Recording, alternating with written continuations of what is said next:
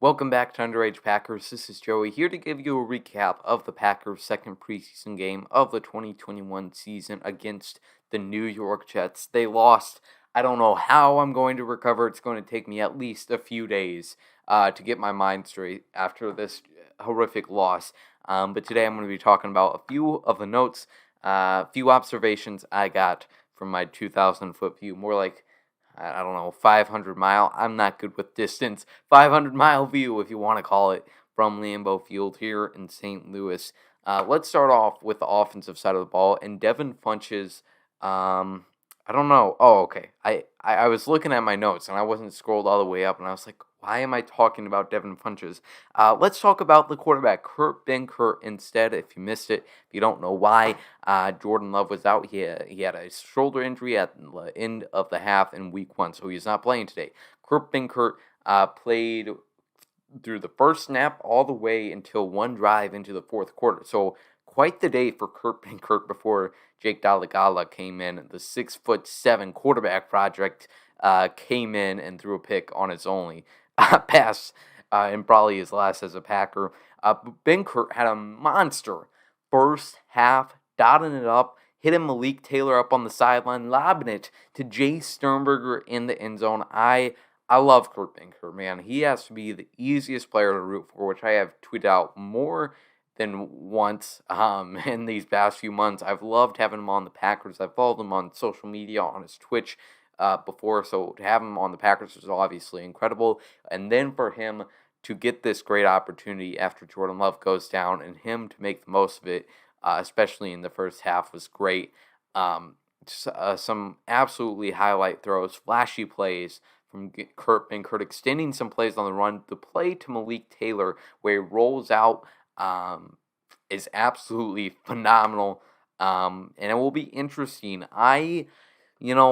It would surprise me a little bit, just a teensy bit, if they kept him on the roster. It's still there's still a lot of ball game left, still a lot to work through, still a lot he has to prove, but it's out there. There is a chance that maybe they keep 3 quarterbacks on the roster like they did last year.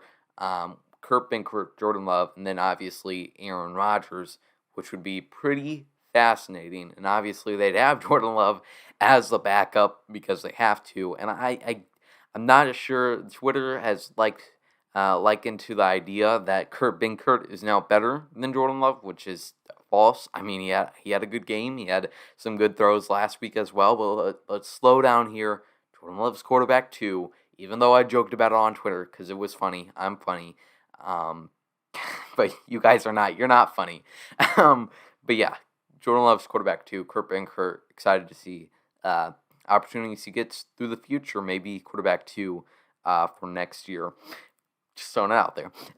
Next up, Malik Taylor. I mentioned him plenty of times in my Kurt Benkert spiel. He is making a strong argument to make this roster even even over star training camp standouts like Devin Funchess or Juwan Winfrey, simply because we've talked a lot about Devin Funchess and Juwan Winfrey, what they're going to have to do to make the roster, and special teams has been brought into that conversation every single time. Malik Taylor has a special teams ability. We know that. He was used on special teams all of last season. So, making some good plays as a receiver today really puts in a good word for him. And I think he has a fair shot, a really good shot now at making the 53-man roster. I think the Packers will keep him around. And then maybe they keep 7. I'm really flip-flop on this, obviously. Very inconsistent with my views if you've been watching my videos past 2 weeks of how many wide receivers are going to keep.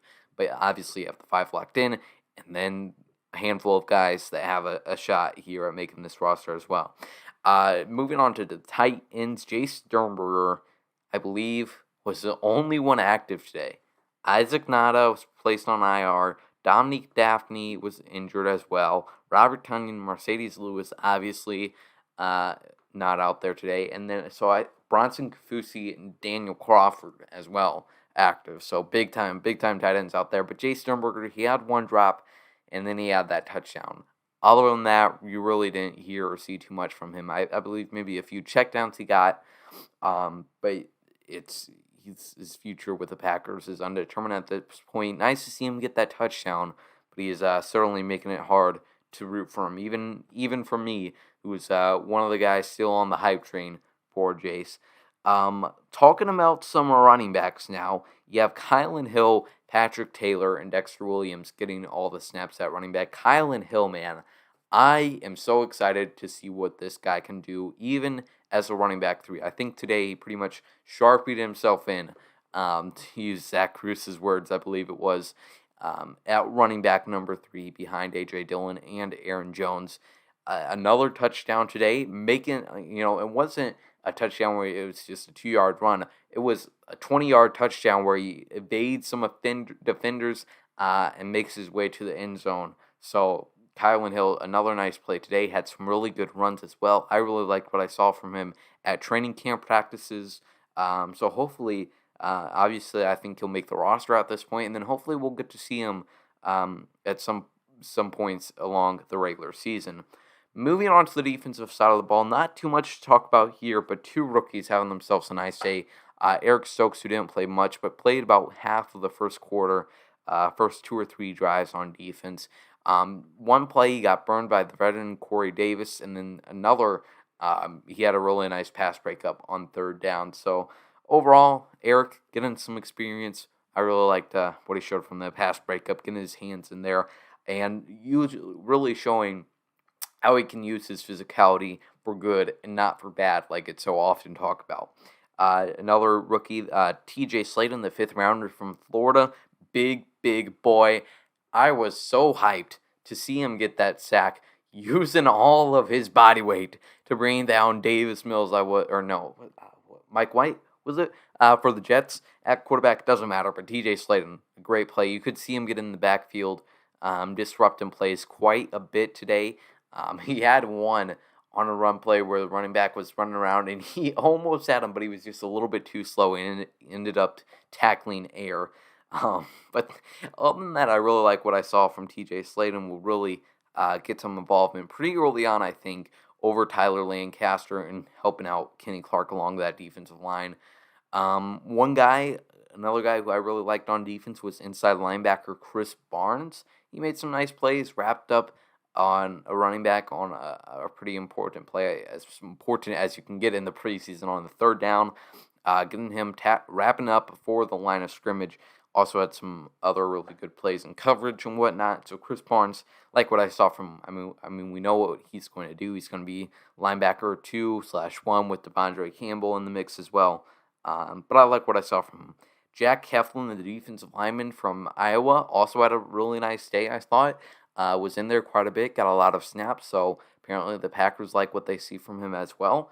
We'll see if he makes the roster. I'll probably be doing a 53-man roster prediction video sometime soon, so be on the lookout for that. And finally, the dreaded side of the ball, special teams. Good God. We were so excited when Ron Zook was gone. Ron Zook was almost like Dom Capers, where we were just hoping he'd finally be fired sometime. But it took a while. It took a lot longer than we expected. They finally moved on from him, and they get Sean Meninga, a guy from Cleveland, Vanderbilt, and he sucked too. A lot of penalties, just like Zook. Zook, that was his big problem, the penalties on returns. And then you have this guy, Sean, coming in. He's letting punt returns go back. So many mistakes, so many errors on special teams with Meninga. He's gone now. Is it really that hard to find a competent special teams coach? Maurice Drayden, I'm obviously not giving up hope on him when he's running out there with his 4th-string special teams, but it was pretty ugly. I'll get to J.K. Scott in a second here. We need to have a stern talk about J.K. Scott. But the rest of special teams, you had some bad returns. You had some missed tackles. There was a penalty on one return, I believe. So special teams, really, Come on, man. We got to step it up. The one good thing that we saw from special teams today was a few good returns from Reggie Beggleton. He had a 128-yarder return on a punt. So the CFL standout, still throwing his name out there. But J.K. Scott.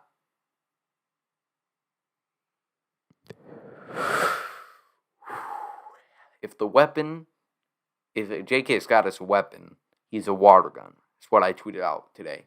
In the preseason, in August, in perfect weather, he shanks one.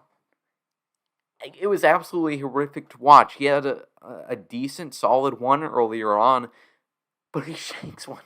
Just showing once again how incredibly inconsistent he is. I don't know if he will be the starter for us. I don't know what to say about former 5th round pick J.K. Scott. Let's leave off on a positive note. A lot of great things from the Packers offense today. The rookies are looking great. We don't need to talk about special teams, though. Thanks, everybody, for watching. Make sure you subscribe to this YouTube channel. Follow us on all the social medias, and we will see you later. As always,